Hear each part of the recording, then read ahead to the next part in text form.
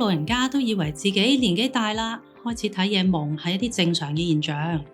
不過呢，除咗因為年紀大之外呢，我哋有時都會因為患上唔同嘅眼病而導致視力下降。如果唔去及時處理呢，可能會錯過咗一個治療嘅黃金期。比較常見嘅眼疾呢，有3樣嘅。第一就可以係白內障啦。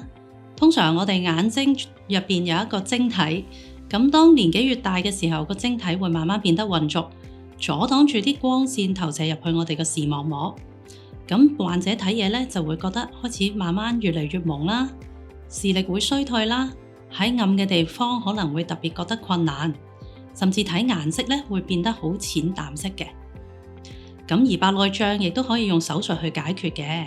第二個眼疾咧就係青光眼，亦都稱為視力小偷。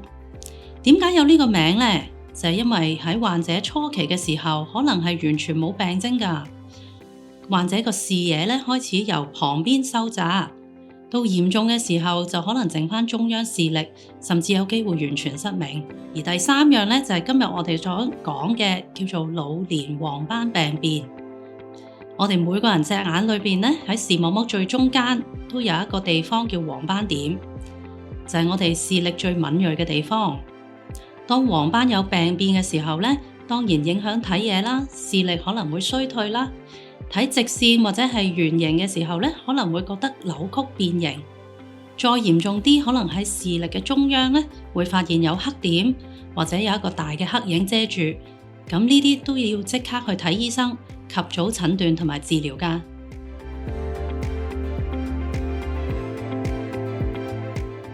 老年黃斑病變可以分為乾性同埋濕性。乾性咧就比較普遍，大約佔90%嘅案例。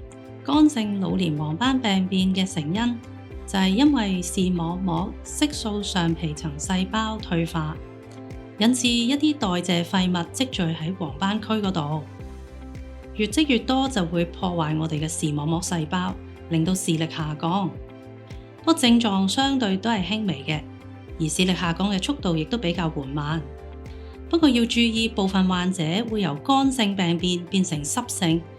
而黃斑病變變成濕性嘅時候，亦都係會有機會導致失明嘅。濕性老年黃斑病變雖然只係佔1%到嘅案例，但係佢視力損壞咧係十分嚴重嘅。成因就係因為視網膜底咧生長咗一啲唔正常嘅血管，呢啲血管咧特別脆弱，會容易滲漏血水或者係液體，導致有黃斑水腫或者出血。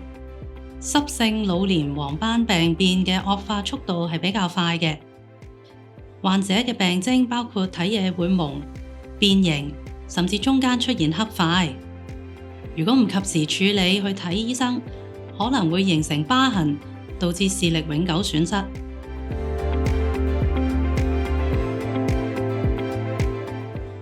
如果想做一啲初步檢查，去睇下自己有冇黃斑病變，可以用一個叫阿姆斯勒方格表去做一個測試。測試嘅方法好簡單，需要喺一個光線充足嘅情況底下。如果你有戴眼鏡，就要佩戴返平時用開嘅眼鏡。先用手揞住其中一隻眼，望落去個方格表嘅中間。如果發現啲線有扭曲變形，或者一啲方格俾一個黑影遮住，咁呢啲好大機會都係屬於黃斑病變嘅徵兆。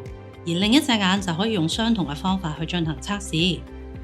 不過呢啲都係初步檢查嚟嘅啫。如果真係要確診黃斑病變，都係最好去諮詢返眼科醫生作進一步嘅檢查。去到諮詢眼科醫生嘅時候，除咗做一啲基本嘅視力檢查，亦都會放大瞳孔去檢查視網膜眼底嘅情況。喺診所嗰度咧，亦都我哋會進行一個叫光學雙肝斷層掃描嘅檢查，亦都我哋簡稱叫 OCT。OCT 係好似一個眼底超聲波咁樣，去睇到我哋視網膜橫切面嘅結構，就可以得出知道有冇水腫、出血、變薄，屬於乾性或者濕性。不過真係要確診有冇濕性老年黃斑病變，醫生亦都可能會建議做一個眼底血管造影，將一啲顯影劑注射入血管，準確咁樣去揾出血管滲漏嘅位置，從而制定適合嘅治療方案。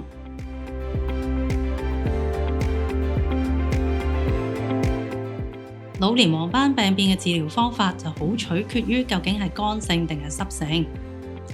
乾性老年黃斑病變呢，暫時都未有一啲徹底根治嘅方法，但我哋都唔係咩都唔做嘅。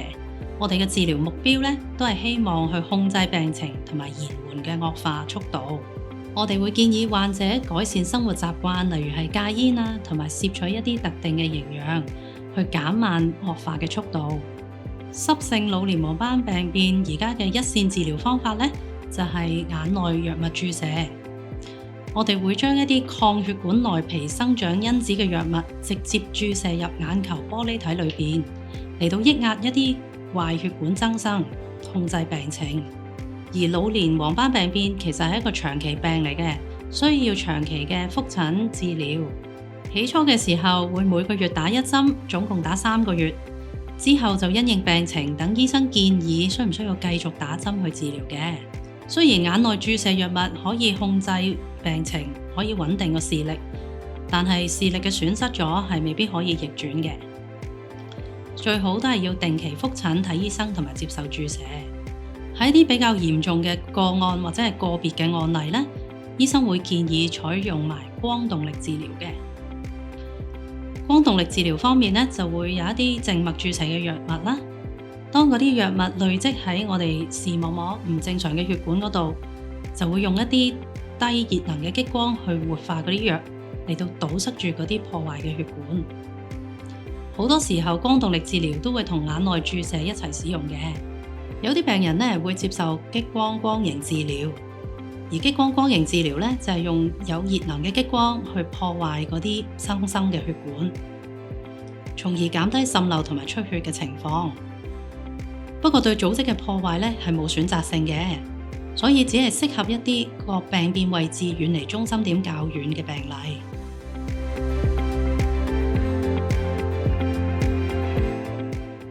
多啲攝取有葉黃素、玉米黃素、維他命 C、維他命 E 方面呢啲嘅食物呢，係會幫助到減低黃斑病變嘅機會嘅。譬如可以食多啲綠色嘅菜啦，菠菜啊、芥蘭啊、西蘭花啊呢啲啦。深海魚呢，亦都有豐富嘅 Omega 3，亦都係對眼睛健康好有幫助嘅。至於大眾日常嘅預防方法，可以注意以下幾點。第一就最好戒煙啦。因為已經有好多研究報告話俾我哋聽，吸煙人士患上黃斑病變嘅風險係比非吸煙人士高好多，所以戒煙係一個最好嘅預防方法。第二呢，就係要做防曬啦，紫外線呢係會破壞我哋嘅視網膜嘅，所以如果要長期暴露喺陽光底下呢，最緊要就係要戴翻一個防紫外線嘅太陽眼鏡啦。第三就係控制三高，高血壓、高血脂呢啲呢都會影響我哋眼底血管嘅健康嘅。所以最好都係控制好，預防勝於治療，早發現早治療，保持眼睛健康啦。